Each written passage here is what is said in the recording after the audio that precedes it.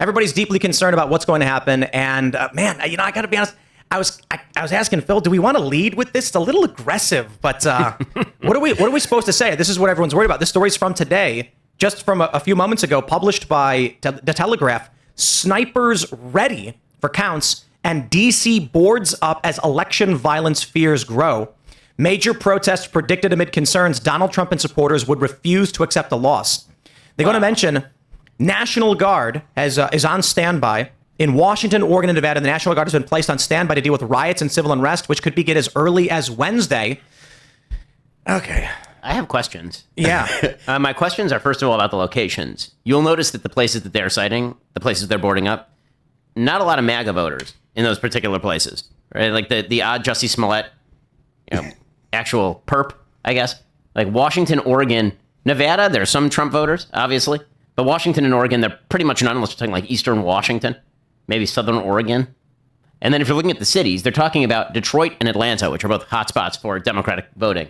So it seems like the headline doesn't match the actual story, which is that if Trump wins, a bunch of people are going to burn some shit down. It literally says major protest predicted amid concerns Trump and supporters would refuse to accept a loss. By the way, the National Guard is in Democrat districts. Yeah, I saw your tweet earlier today, Ben, and I retweeted it, and I'm completely the same mind. It's ridiculous that they imply that it's MAGA voters or whatever when all of the rioting we've seen about almost everything has been from the left. In 2016, there was a riot in Washington, D.C. when Donald Trump won.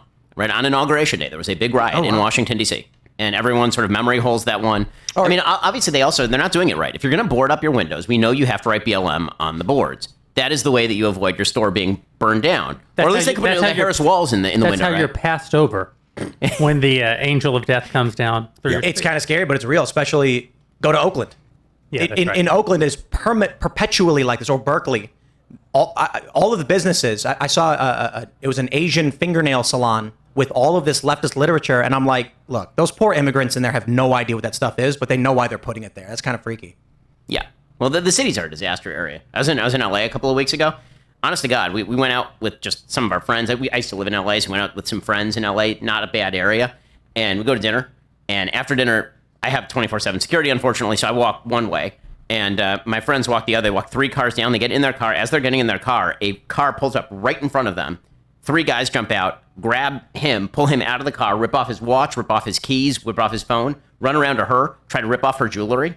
And then she starts fussing a little bit. She starts yelling. And so they jump back in the car and take off right down the street. I mean, that's what's happened in the major city. I grew up there. This is not what these cities were like. This is like 2 weeks ago. Wow. Jeez, dude. So, yeah, the cities are not doing well. Democrat governance, always a winner.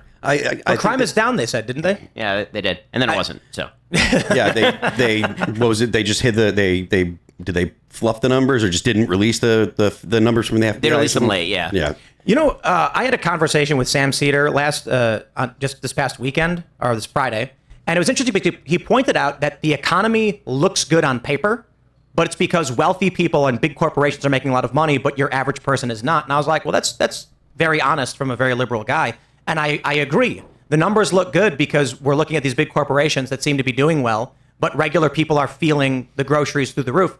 Then you look at the crime stats, and I think what they're missing when they say, oh, but relatively crime is down compared to, however many years ago. Yes, but what crime is up and what crime is down? That's if right. overall, like, shoplifting goes up, that's going to affect the numbers. I think that's one of the points he made. Shoplifting is skyrocketing, so the crime rates do go up. But if, like small property crimes of, vandalism maybe on people's property is going down, but muggings and murders and things like that are going up. Also, a lot of that People stuff notice. is getting reclassified by the cops. So the cops aren't actually policing a lot of the small crimes because they're afraid that if they get caught on camera policing it, maybe they go to jail. I mean, I'm talking to a lot of these cops in these cities. Again, I have a bunch of friends in LAPD. One in particular, they're all looking to retire early and get the hell out and move away from Los Angeles. I mean, these are some of the most understaffed major cities. LA has the worst ratio of police to population of any major city in America, which is why it took 15 minutes for anybody to respond to the 911 phone call. And then it was really funny. The cops drove up and they're like, which way did they go? We're like, that way, 15 minutes ago. And it's like, okay. And he just takes off down the street. So although this is, I think for this article from The Telegraph, I think it's a little bit narrowly focused on only violence potentially from Trump supporters. But there's a grain in truth in that The election is most likely, we're not going to get the results for a few days. And whatever side loses will most definitely deny the results in either a highbrow or lowbrow way that could potentially lead to some sort of violence, either fringe violence in Seattle or depending on how bad it could get.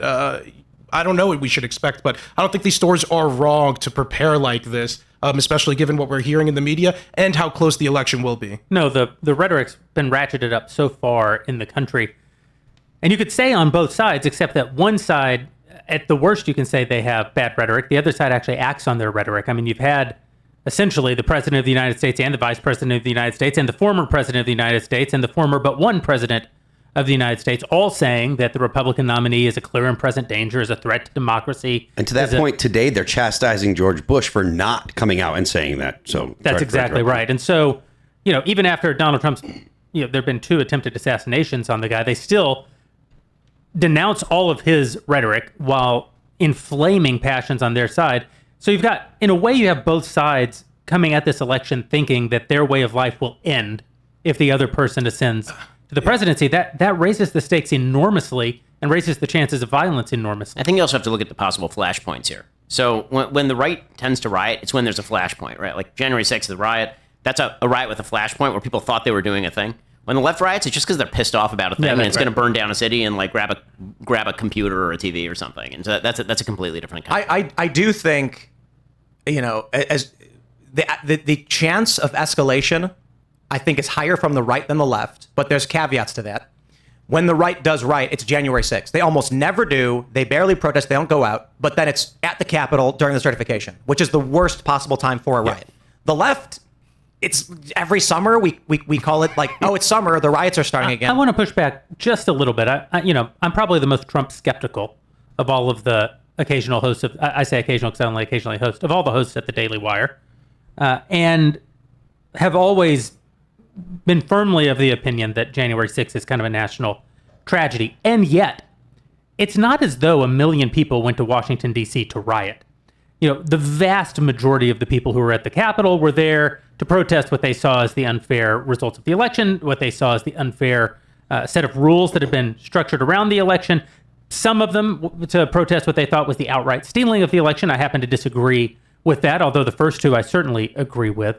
And some very small fraction of those people actually engaged in some rioting. And even that, while I don't think that it's, I'm not so naive as to say like every conservative who got arrested was innocent. I don't think that's true. I do think that there are instigators who were not prosecuted at the Capitol who probably weren't even conservative.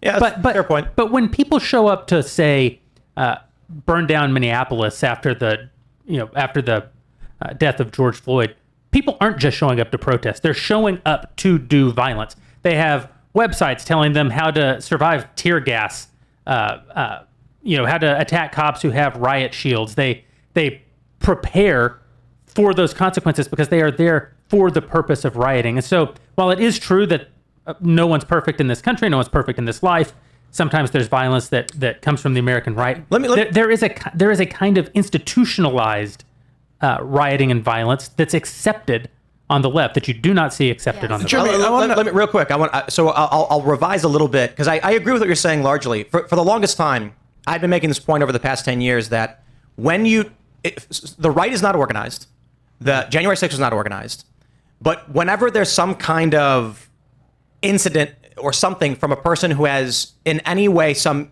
modicum of right-leaning politics, it's the right doing it, it's the far right doing it. Right. But what I would say is, probably in the past 4 to 6 years, this has shifted dramatically. The protests that I saw in around the Occupy era, and even the 2000s when I was in a lot of these protests, I would refer to as blunt. It's like a leftist punches a guy in the face, and it happens all the time. We have actually a story right now. A guy had a flag in his yard. The guy went to his house and beat the crap out of him.